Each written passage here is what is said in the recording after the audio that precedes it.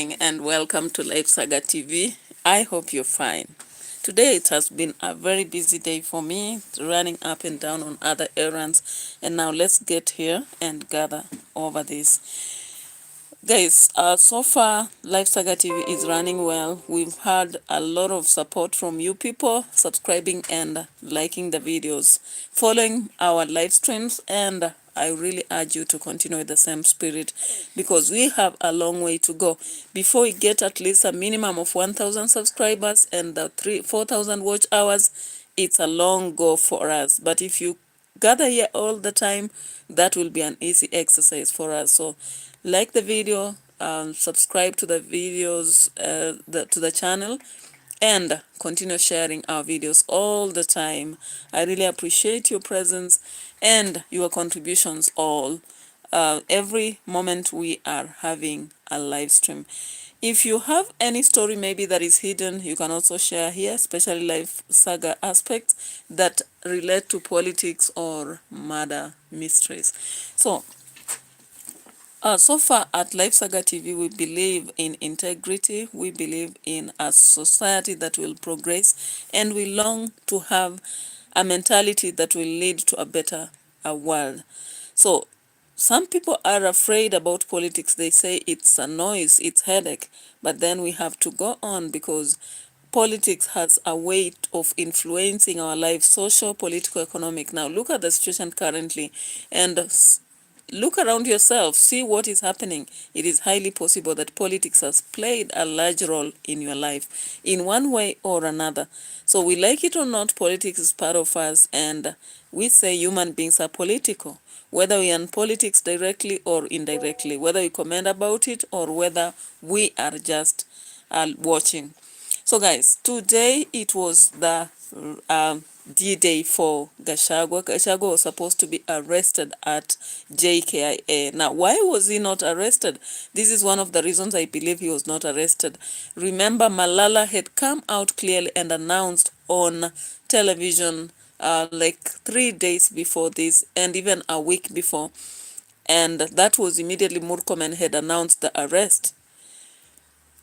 So it automatically led to a mob aspect whereby a crowd of people had to lead or rather take their path to the JK, and therefore there was no way the government would actually have gone into this. Reason number two, I believe it's as a result of the absence of the president, who currently is not supported by the political leaders who have been benefiting from the lame system where they have been eating the society up and down. The third reason, I believe it's as a result of the many women who came up and threatened to even strip in case Gashagua is arrested. Miriam Wanyutu, welcome in the house. Hi, and thank you so much for showing your face here. I'm so grateful. Whenever I see anybody coming to the platform, I'm so grateful. So Miriam Wanyutu, I really appreciate your presence here this moment after the news. We were supposed to have started at 7:40 or 7:30 there, but we were unable to do that because I have to pull receipts here and there before I go to what I have to go. Now, the fifth reason as to why Gashagua was not arrested possibly is as a result of the crowd that was there. Now, I'm going to show you some of the clips so that you just see the reality. Nancy Ndara, welcome. Nancy Ndara, thank you for coming to the platform. I really like your presence here. You are appreciated. Big up to you. Young X Trouble, thank you. Welcome in the house. You can also chat with each other because that gives me ability to continue. Thank you so much, Young X Trouble. I appreciate for you being the top number 2 fan. Like the video too and subscribe to the channel if you have not subscribed. Joseph Kungu, welcome to the house, and I really appreciate your presence here. And as we tune in to the many discussions in politics. As you see the title there, we have a focus, but we are going to also go through other aspects that have actually been unraveled during the day. So this is pretty for you, Kenya in the house. And Nancy Ndara is like, who is Shalia? Shalia, I don't know what you're referring to. Are you talking about Shalia or Gashagua? Because Shalia I'm not so sure who Shalia is and where is Shalia. All right. So Nancy Ndara, maybe you can make it clear so that I understand your question. Like the video, guys. Subscribe to the channel. Like the video, subscribe to the channel. This is Prissy for you on Life Saga TV, and let's proceed. Okay. Gashagua. Gashagua is a political, a political individual, once a vice president, and currently now has turned out as the strongest opposition in the country, all right? So we will be going into his party and how he has really made the country get a standstill, all right? So, of course, we saw Murkomen, CS Murkomen, who is in charge of internal security, coming out to say that once Gashagua steps at the JKIA, he will be arrested because he had been in USA and had been talking matters of politics, especially things to do with security. And that is when he mentioned something to do with the relationship between Kenya and the outside, and another group that has been has been seen to rebel against the government. So let's get to it now. Peter Kimani, welcome in the house. I really appreciate your presence here. Like the video. Dennis Phonex 178, save some food for rest of first lady. Where's the food? I'm not having any food currently. Nancy Ndara, which country? That is Kenya. Kenya for you. This is Kenya for you. Okay. So welcome to our channel. Like the video, and let's get to the updates and analysis of what has happened across the day, because we never got time to do it early. But we are now here. Of course, currently we have two suspected kidnappers who were arrested in Nyeri, and two victims were rescued, guys. So this is a common trend in Kenya where abductions are conducted, and sometimes it's by people sent by allegedly the government, and sometimes it is from other sources. So we'll be checking on it because we've seen two suspected kidnappers having been arrested in Nyeri and two victims rescued, guys, on the D-Day when Gashagua was supposed to be arrested. So of course, you've heard my reasons as to why I think Gashagua would not be arrested. Now let's look at this video, for example. Let's look at this. Joseph Muigai, welcome in the house, and thank you so much for showing up. Like the video, guys. We are so many on the platform, but the likes are just 2, so take your time and like the video. Just a moment, 1 second, and you like the video, guys. Okay, so hello Joseph Muigai, hello Peter Kimani, hello Dennis Phoenix 176 and 8, and many others.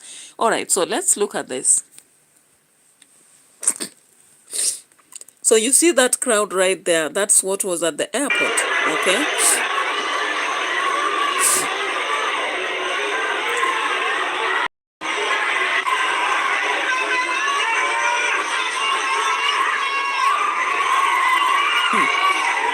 Exactly 2 p.m. JK. my goodness, my goodness.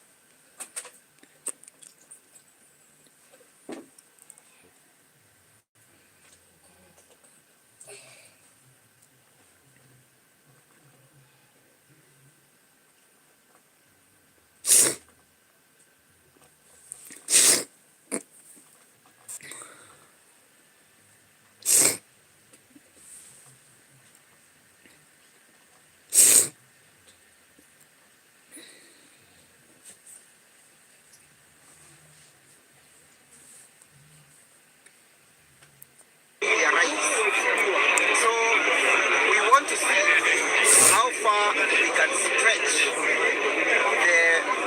the constitution and the law. Now, guys, you realize that we had volunteer groups coming up here, the proxy groups coming to the airport, including the former, you remember him, in matters legal. So he was very strong during the impeachment process, and now he was here also to see whether the Murkomen would stretch the constitution and actually practice or execute what he had promised Kenyans. So you can see clearly one of the reasons why they could not again arrest Gashagua is that there are legal aspects involved, and the legal team was here to receive Gashagua. You can also see the heroic convoy that was at the airport, and it was clear that if they dared do anything here, they would have caused a lot of harm, maybe possibly a stampede or arrests, shots, something that has been condemned for quite some time. So it had to lead to a shaking, the shaken the shaken Murkomen, the shaken forces, and they had to let him be. And of course I said long ago that it has been so many times, but the government has threatened to arrest Gashagua. And one of the funniest statements we heard from Murkomen is that possibly the Gashagua is stressed. Remember he was talking about his stressed having lost a very big office and therefore he is going mental. And such sentiments possibly welcomed a lot of people. Remember Ken Babu also is among the reasons as to why the government would not have actually executed the arrest. Ken Babu had to actually solicit a group of people to go welcome Gashagua from the airport. At the same time, we saw Malala, who had to pick about how many buses? I don't know whether there are 50 buses, about 50 buses, which had to go to the airport. Let me just see here. All right. Now remember, it had been indicated that goons would appear here, and of course I'll be showing you something in a video. Look at this. During the arrival, as the people are pushing around and Malala had given a warning, listen to this. Malala did it during the protest and now he did it again. And this is what he said. County Governor, in cohorts with the CS for Interior, Mr. Kipchumba Murkomen, held several meetings and have activated their state-sponsored goons to cause harm to innocent citizens. This is being done by one Chief of Staff, one David, in connection with the following members of Parliament, George Aladwa and the Dagoretti North MP, Mama Beatrice Elachi. The duo have expressed instructions to the goons to loot, destroy property, and harm people, and then blame it on DCP and its members. No. So, fear and worry stuck. Have you ever been frozen the or commercial paralyzed by fear? break. Okay. So guys, that was something that had been insinuated again. Malala came up. We do not know where they get this intelligence information. The DCP as a party, they are so much connected and informed. And Malala had to come up and say this information early. And indeed, trust Kenya for you. Likwan Mwamar, politician. Okay. Welcome in the house and like the video. We have 4 likes so far, and we can appreciate if many of you continue to like the video, subscribe to the channel, and follow what we are saying. You can chat, you can disagree, agree, but don't be abusive, all right? So thank you so much for coming here, and we appreciate your presence. Le Kwan Momar, Joseph Mugai. No, Likwan Momar. Why should I want to be nominated? To where? To where? Okay. So let's get to going on DCP aspects. Of course, Malala having indicated that we'll be having goons. Let's see whether there were goons in the city. And so we have that picture right there. Okay. I hope you can see the pictures clearly. You can see this clearly here. I hope you can see clearly. The same group that were seen at some point, yeah, we saw them at some point were here, okay?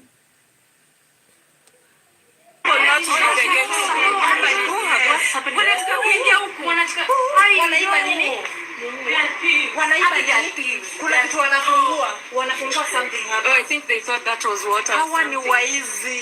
Oh my goodness. They can't see us, right? Yeah. No, if they see us, what should they do? Wanaweza rusha mawe. Ona. They're trying to rob it. Oh my goodness. Ona vile wanapangana.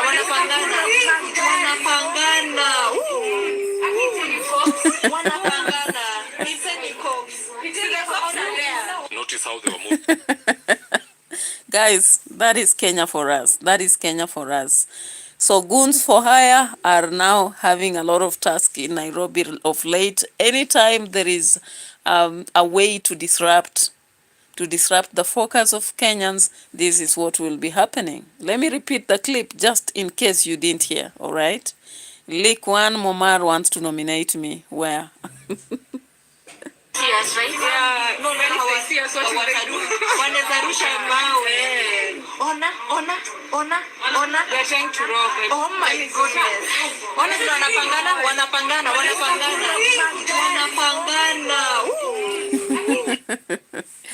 All right, I hope you saw that clearly. So the goons in Nairobi and wherever they come from right away, they are always there, ready to disrupt and be paid for the day. Whichever amount they are paid, we do not know. But this is the same scenario that we saw in Nairobi during the protests. We saw it during Sabasaba, and it's here to stay. Unless now the current situation in government, as we've seen in the parliament, turns otherwise, then we'll be seeing what will be happening. All right. Now let's move on to Mo, and here are the other sceneries that we need to look at. All right.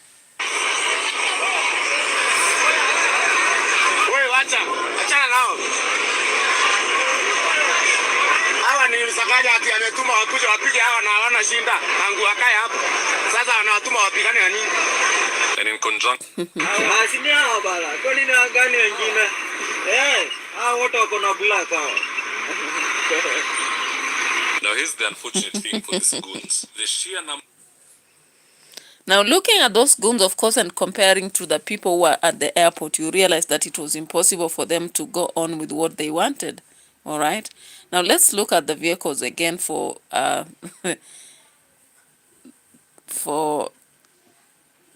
okay, commercial break again. Commercial break. Oatmeal.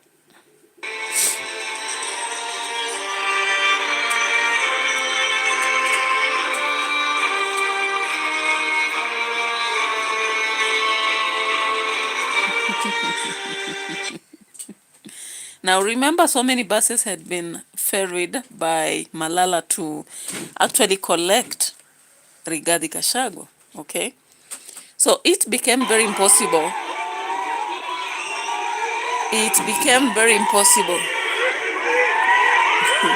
Chaos erupted at the Jomo Kenyatta International Airport as the dramatic return of former Deputy President Rigathi Gachagua turned into a standoff between his supporters and the state. From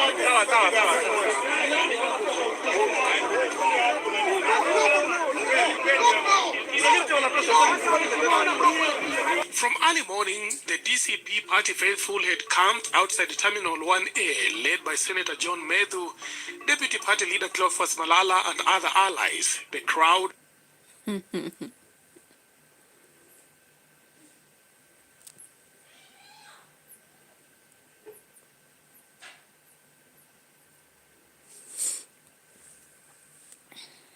All right, as you can see clearly, the DCP leaders had to actually force their entry into JKA, and with placards all over the place. You can see that right away, okay?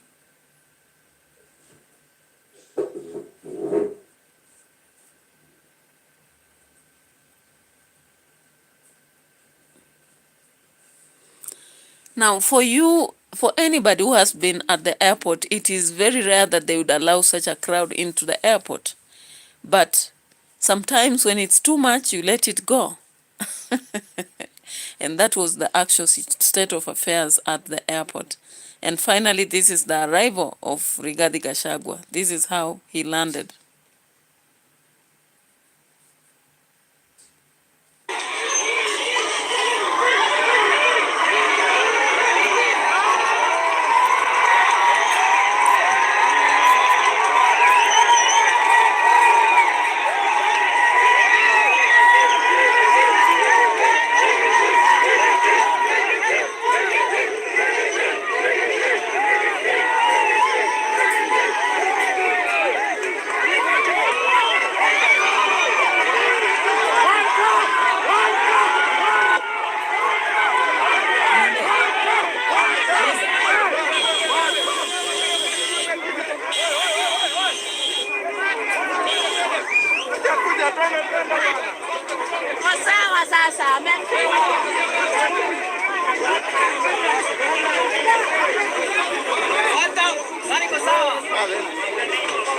Don't try this.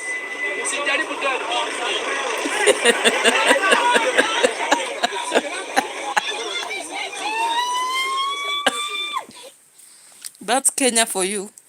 That is Kenya for you guys. Don't ever dare to announce that you'll arrest somebody. You better just do it silently, because sometimes Kenyans can be Kenyans for whatever reasons, okay? So remember, as the president left the country, he was not in good terms with the entire parliament. He had banned. Alikuwa ameban. So what remained was that he was on his own.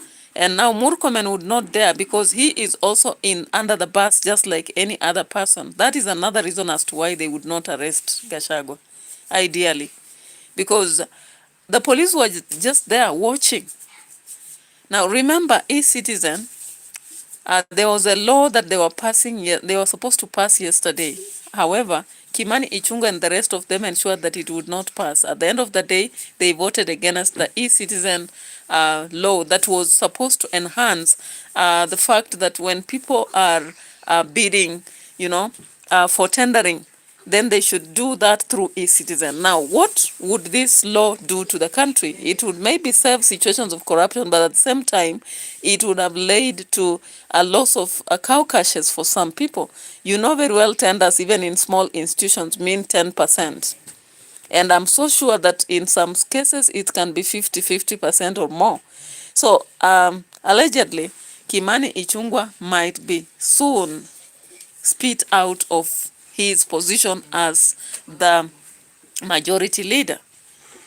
Why? Because we can see he is playing sabotage. Why do I mean by that? When the president was actually leaving the country, we realized that so many people went to see him off, but Kimani ICHUNGWA was not there. Now, I think you can see clearly some of the people who are there. I want you to just look at this shortly.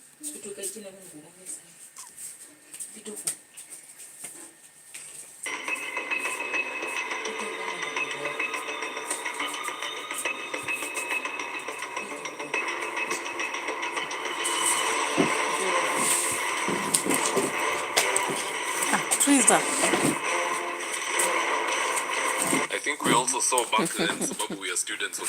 All right.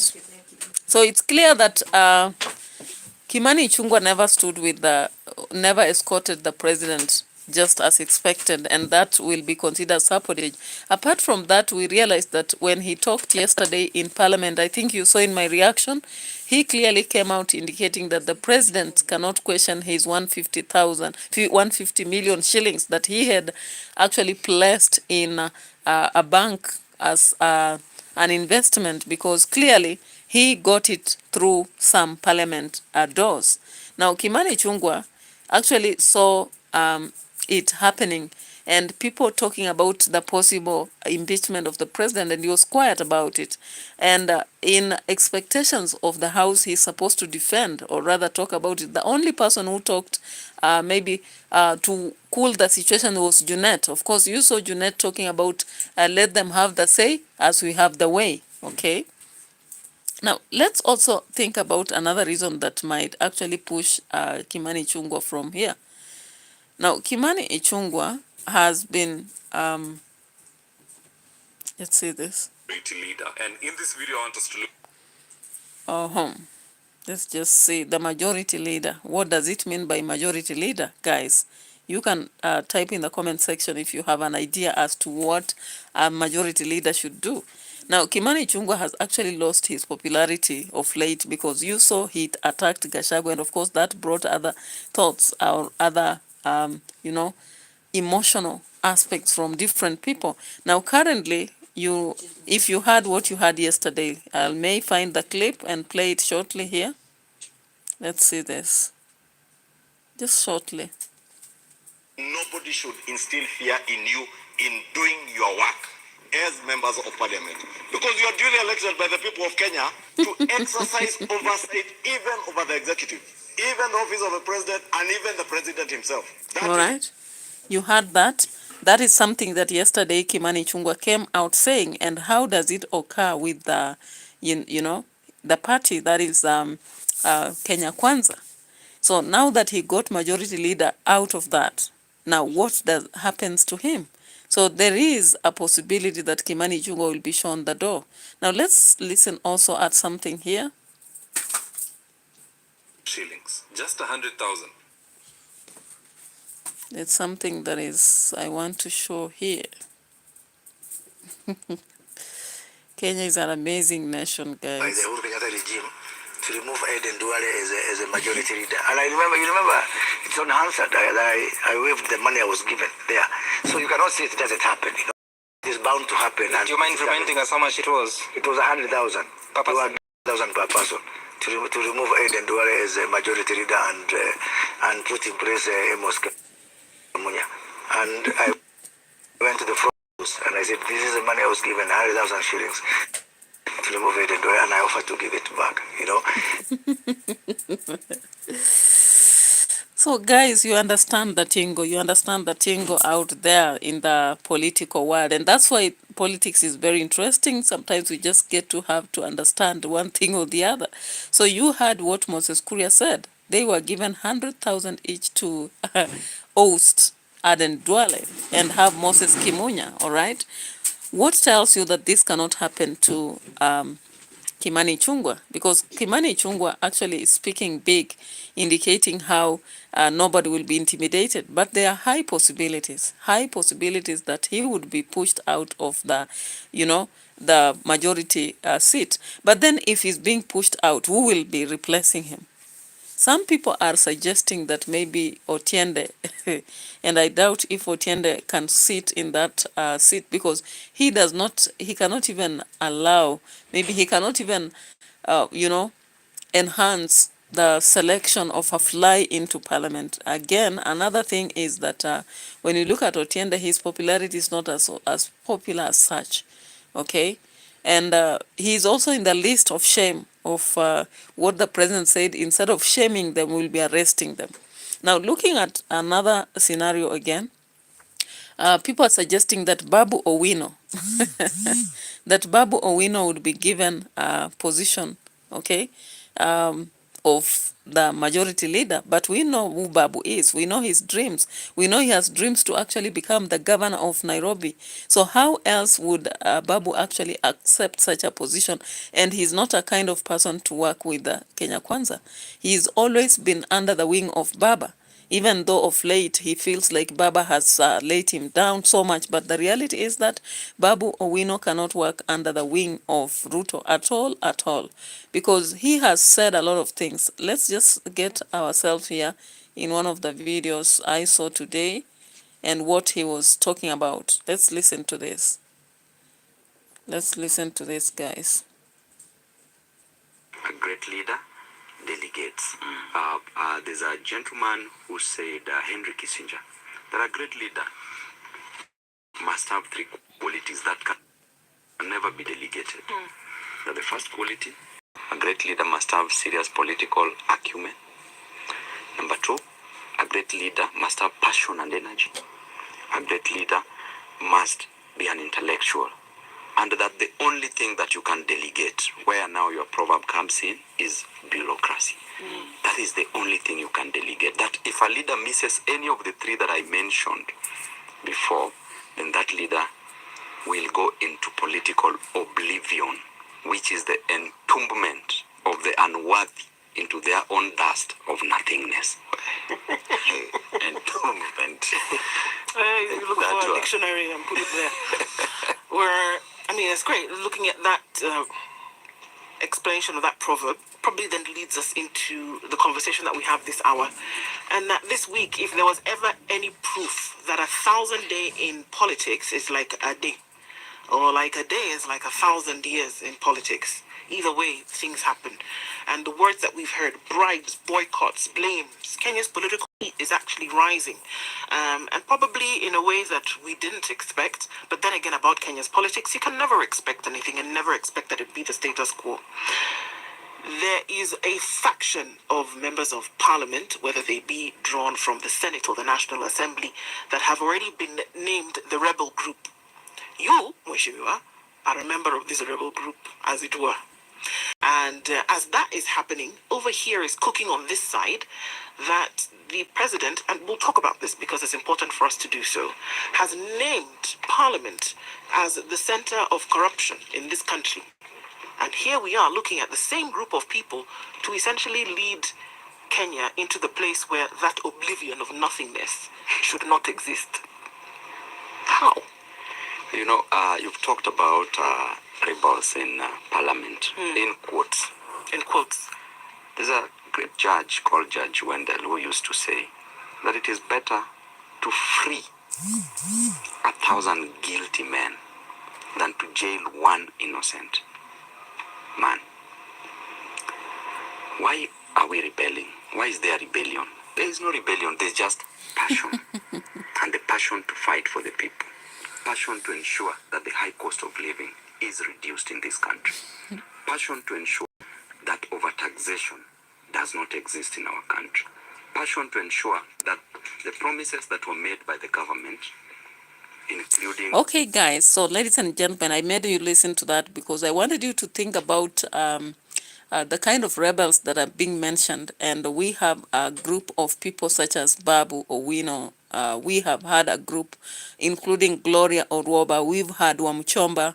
And remember, we've also seen Sifuna, though if Gloria suspected Sifuna is not actually who he is. And then we've also seen partly what Natembea engaged also and mentioned as a rebel and even arrested at some point, you know.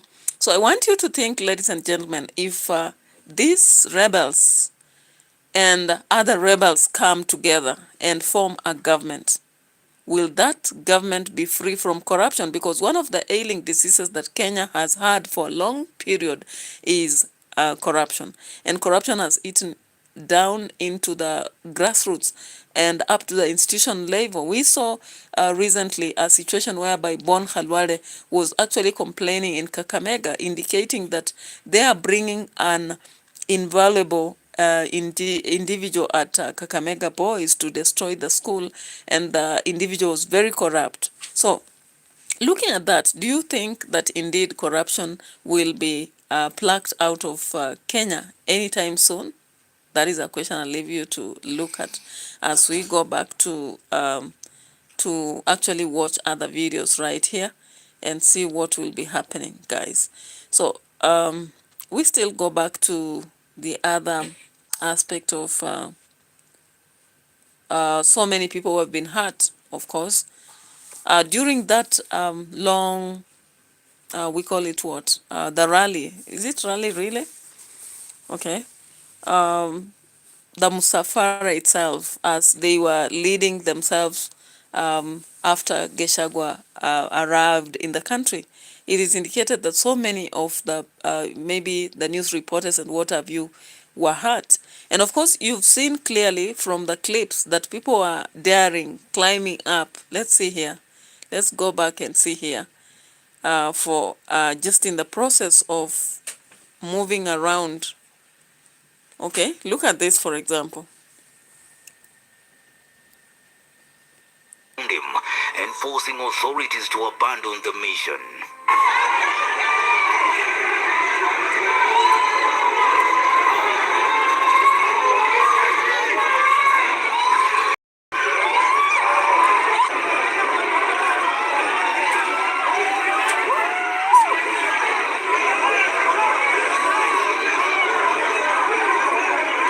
Look at that.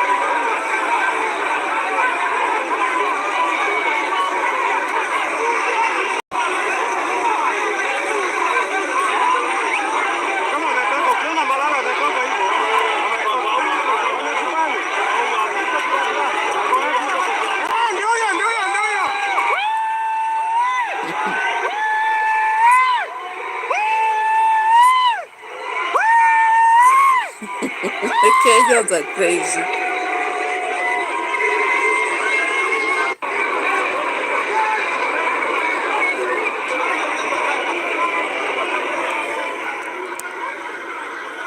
So you actually see that Gashagua returned amid the goons, the threat of goons, okay? And you can see that there was a lot of confusion at the airport. And later on, even though they managed to have him come out, they managed to have Gashagua come out, but I'm so sure people were arrested. Not arrested, but actually they were injured. They were injured in this place. His fist raised, his face.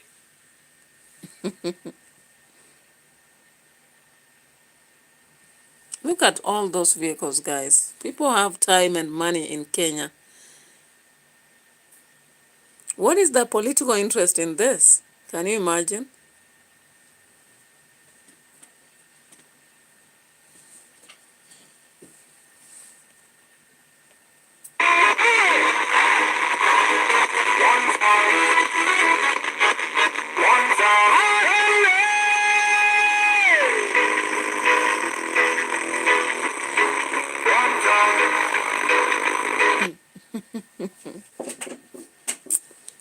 I do not, up to now, I do not know how Gashagua feels actually in this, and how does the government feel? How does Murkomen feel? Guys, remember to like the video. Many of us are coming by, but we are not liking the video. Just imagine, failed arrest, heroic convoy, and as the High Court is supposed to actually counter the corruption aspects.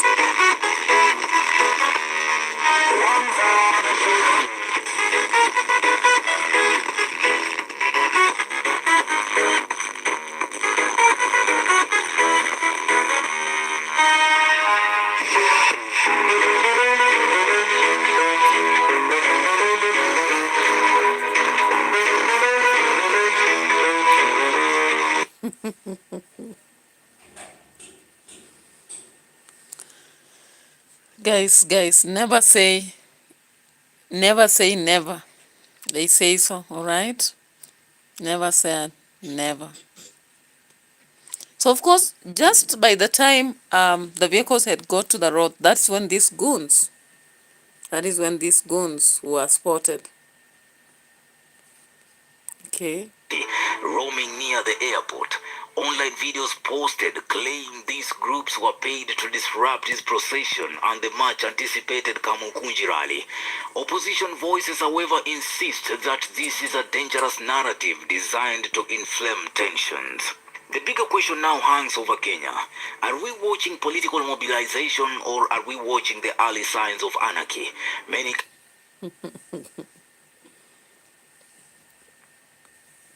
So, of course, you've heard the questions from the news person from Maisha TV, because that is where I actually had to get this information, and from other TVs like Plug TV and many others, okay?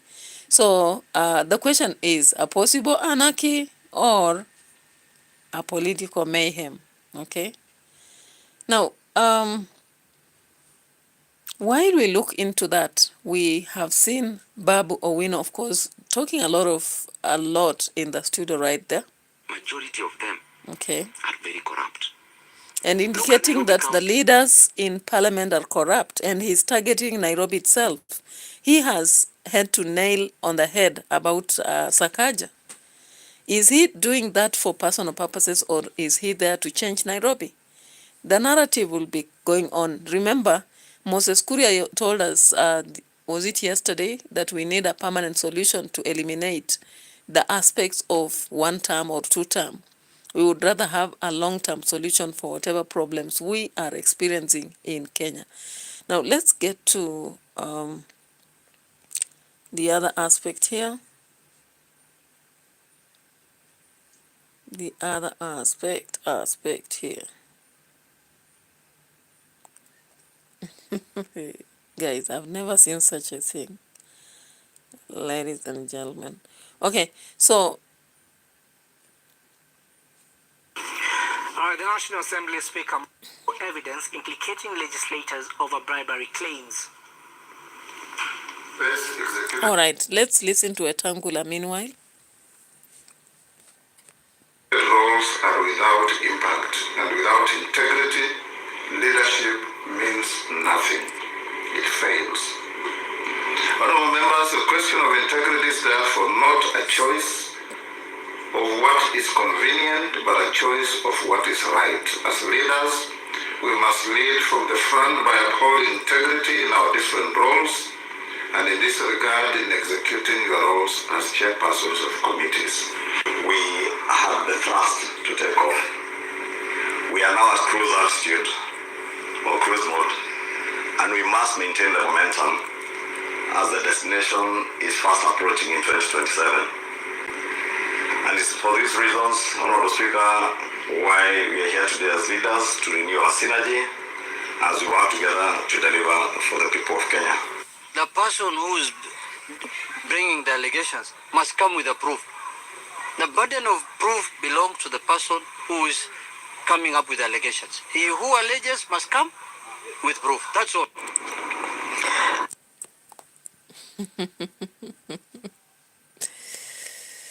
Okay. So what are we seeing in this scenario? What I've just played?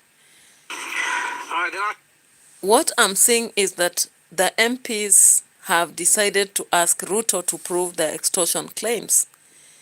They are actually daring the president to come, to come legally and prove that they are corrupt. Will he be clean from this? Because if actually he believes that he's clean, he has all ground to stand neck high and push ahead the agenda that MPs are corrupt. We hope that he is not a partisan in it, that he has not been giving money out, because when he came out, for example, in the clip I really played yesterday a lot, and in that clip he was saying that, do you know they came for the 20 million? Did they give it to you? And so many said no. So we are one team. Then what do you tell me? Okay, when I looked at that, I was like, who gave this money? Because from our layman's understanding, that money came from him. Okay, so 2 days ago at Karen, if you followed the videos, you saw what the president said. I don't have to go back to it all the time. Okay, but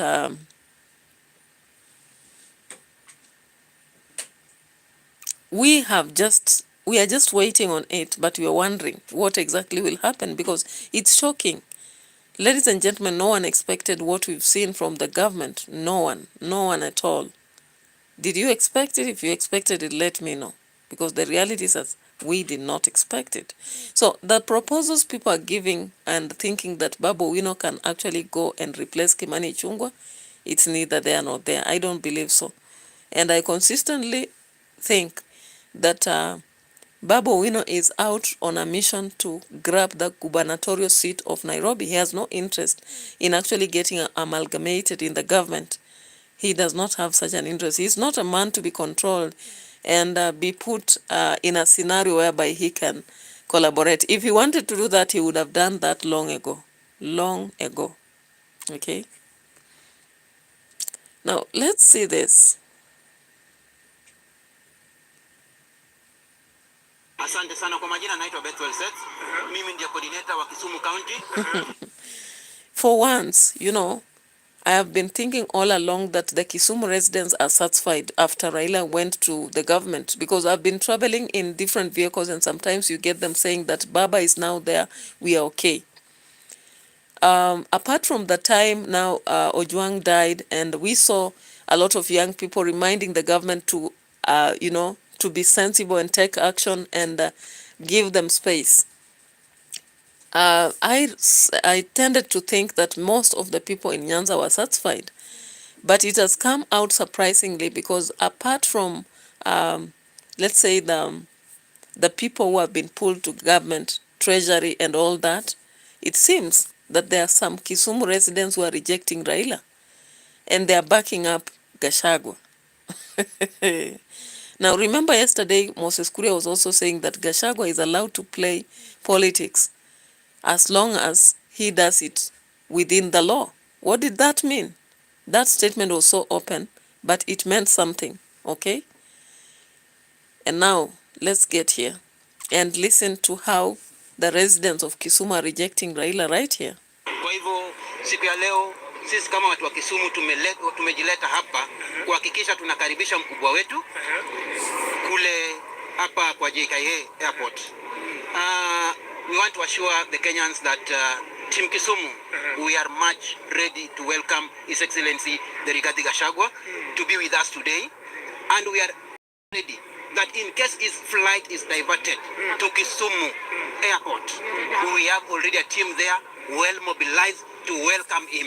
So we are ready. We know how the regime is, how it works, because we were part of it when it was being formed. So they will not intimidate us.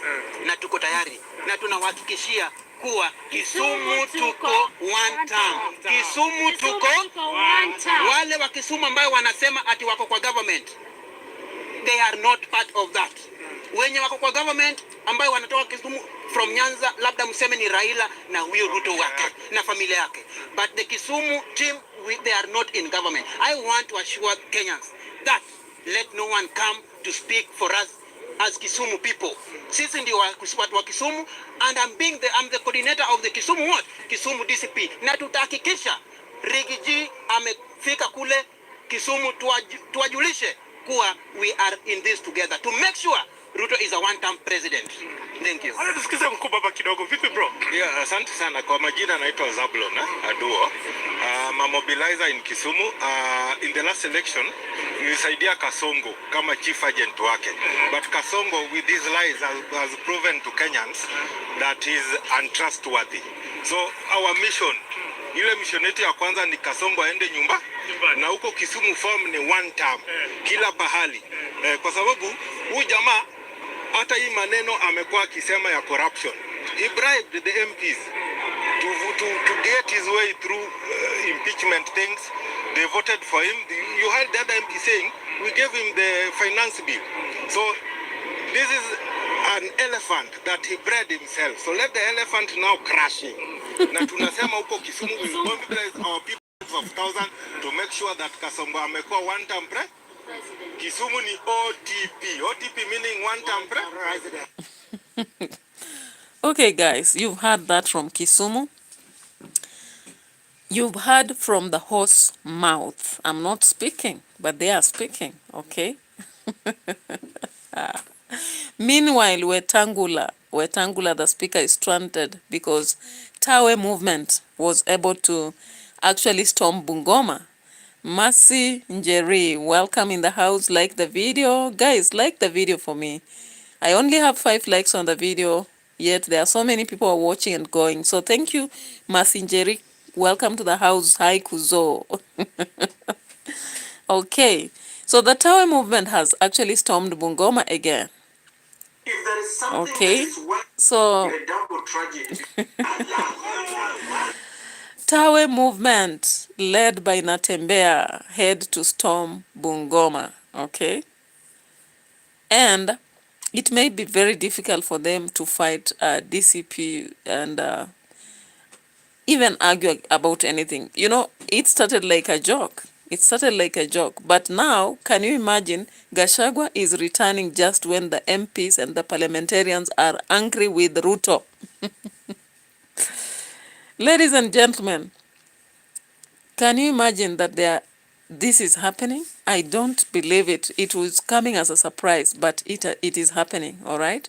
So look at this. Look at this.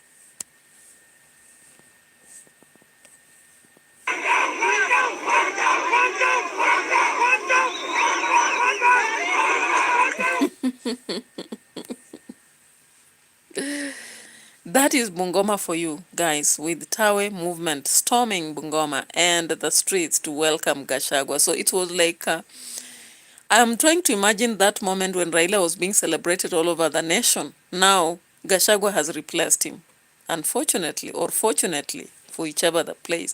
So it's a grand homecoming for Gashagua, and I'm so sure that in the next moment, people will be listening to Gashagua like no business. Even those who are not interested, they will be listening to him. And for once, he's going to get the support of some of the leaders who are in government and behind the president, because how can you retrieve words? At least a page you can tear from a book. At least you can tear, you know. Written words are better, you can tear and burn. But verbal words, so I'm sorry, there was some disconnection, but let's proceed into. We're not stopping. Yeah. So when you look at the chaos that were at JKIA, when you follow back to the Murkomen announcement, when you go back to their own clash that happened later, Gashagua is now laughing. I think he's really laughing because his prophetic words, which he said, are coming to reality. And in Kenya, sometimes things happen with storms. But when you look at 2027, it's not so far. So what's going to happen? So finally, Gashagua just escaped arrest. And you've seen the reasons. I've listed a lot of reasons here. I've listed a number of reasons here. And again, you've looked not just at Nairobi, we've looked at Kisumu, we've looked at Bungoma, and maybe other places where we didn't check. But it's actually a scenario that I never expected, you know. So maybe Ruto will be taking a last-minute U-turn to surrender against what he said at you know, whatever he said at Karen. But as I was saying, it is very difficult to erase what you say. You rather write something than speak it. When you speak something, it can never be erased. And of course, I think MPs and senators and other politicians have now realized the reality about Ruto. They have realized that this is a guy who can mess and then smear all the dirt on our faces and make us look dirty. So some of them, there is a war that I'm seeing very soon that will be going to happen, a storm that will be actually happening. And I don't think that Murkomen would have actually found it difficult to do what he wanted to do. But now I want you to see what he said. He gave a statement here. I think he gave a statement somewhere. He said that he said that Gashagua can do whatever he wants to do. I think it's here. Yeah, right here.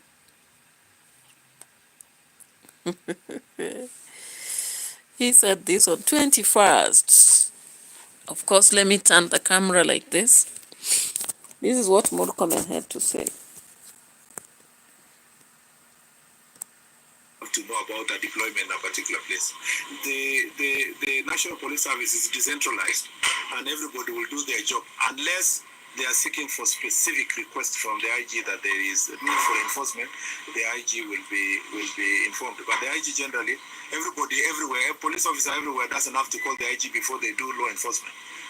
They can do their job and report to the IG through the required channels. So I must assure Kenyans that National Police Service is always on alert to make sure that any person or any incident that is going to lead to breach of peace is addressed according to the law, so that Kenyans can continue. Okay. Are you getting what Murkomen is saying? Is he the same person who came out the other day saying that the moment Gashagua steps at the airport, he will be arrested? Does he sound like the same? You can see he's a bit of looking like a rained-on chicken currently in that video, okay? Yeah. So even the possible attacks at city cabanas by the goons, they also survived that. Even though we have some hurt people, some few people were hurt in the process. And all that, but you realize that it was like Murkomen panicked. He panicked, and at the same time, maybe he decided not to act because, after all, he is just among those who are being counted corrupt. I don't see how safe he is because if investigations are going handy, if they take place, he will not be safe from it. Not at all. Okay. So, of course, we could even think that he ran into hiding. He ran into hiding after what happened here because he did not expect this. Now, let's see another scenario of the Nuru Okanga case, because all of you, of course, understand this is part of what is going on in the country, okay?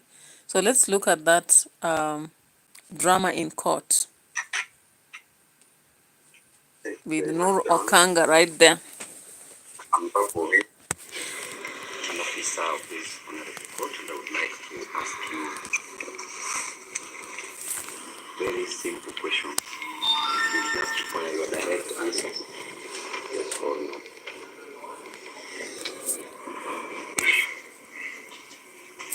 You are a police officer attached to the serious crime unit. Correct, Mr. Hilton? Yes, you are. You are not the complainant in this matter, why? Please be audible. I'm not a complainant. Thank you. And you did not open the initial inquiry file in this matter, did you? Since I was just an arresting officer, it was not my fault. So you are not. Do you know the complainant in this case? I don't know. I've heard you mentioning so several. Yes, you. Is it the complainant in this case? I think that will be answered by the investigating officer. I asked you because you mentioned it, but so there was no anywhere where a complaint was registered in this matter. I can't know because I was just instructed to answer. Yes or no. Right. So you only acted on instructions from your superior, correct? Yes, you. Were they in writing as per the requirements of law? It's not a must that they be in writing. They were oral instructions. Your role was simply to accompany the operations team, right? Yes, you. You did not initiate this investigation yourself, did you? No, you did. You are not the one who received or verified the complaint, correct? Yes, you. I hope I'm not so fast. Thank you.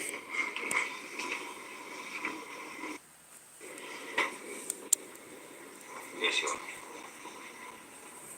Are you aware that under Section 48 of the Computer Misuse and Cybercrimes Act, a police officer needs a search warrant to search any person identified in the warrant before conducting an actual search?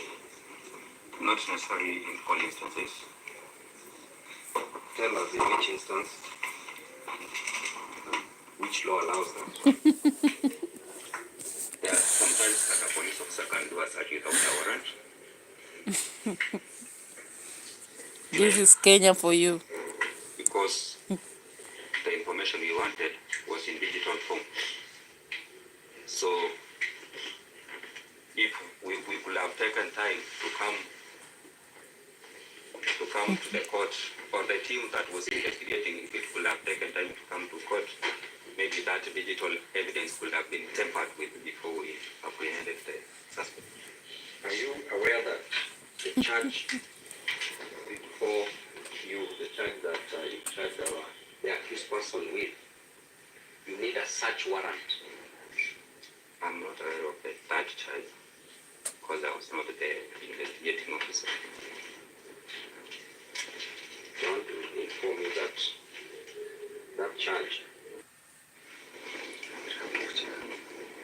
you did not apply for a search warrant for the accused's electronic devices. Guys, so Babu Owino has become a savior to many people. In this case, Babu Owino was confronting DCI in Nur Okanga's case against all odds, okay? Yourself. Yes or no, yourself. You can answer because you know. Yes, you.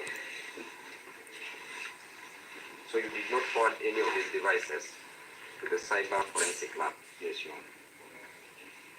You did not obtain a forensic report linking into the accounts, did you? I did, you. And you did not request TikTok for subscriber information, correct? Yes, you. You did not request the registration details of at River News, correct? Yes, you. Because you mentioned it in your statement. And you did not request the registration details of at Sasa _ TV at the time, correct? Yes, you. All right. So that was a case, again, I think all of us know Nuru Okanga. Now, when you look at the comments, people are like, Babu Wino, you are the best man in Kenya. My vote 27. Babu Wino will be the best lawyer in Kenya. I used to dismiss him as an intelligent person when he used to say Tibim, Chalala. How wrong I was. This guy can actually be a very good president. The other one says, I only pray to God that everything shall go well. How can you arrest someone yet you don't know the crime the person committed? He was bribed, and this is how most Kenyan lawyers are. Akothe must be arrested because what she did is shameful. Another one is like, you arrest someone without watching a video? Imagine the DCI had to arrest this Nuru Okanga without watching the video. Even though Nuru went ballistic about everything and actually indicated very funny statements, but the reality is that even Akote herself really was indecent, was a little bit indecent, and she always says she doesn't owe anybody an apology.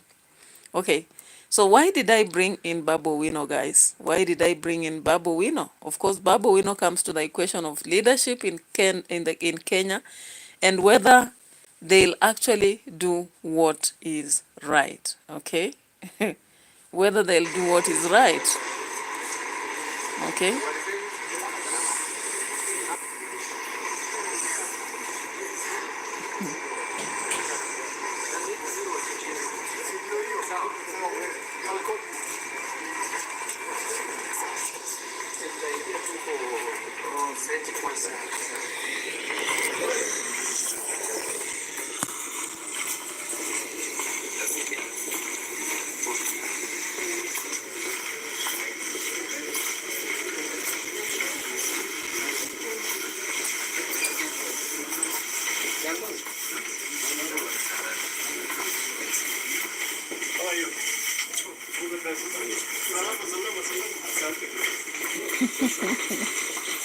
And these are the simple things. These are the simple things that might actually pull Babu to the gubernatorial seats. Very simple acts, but that will pull him to the gubernatorial seat. So all the way, Nuru Okanga was sitting on the bench just listening as he is being, as the police or DCI is being fried by Babu Owino, guys.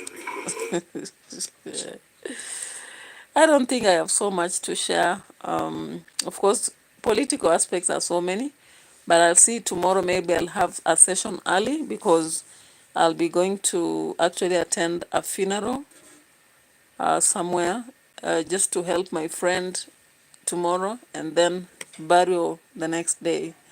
So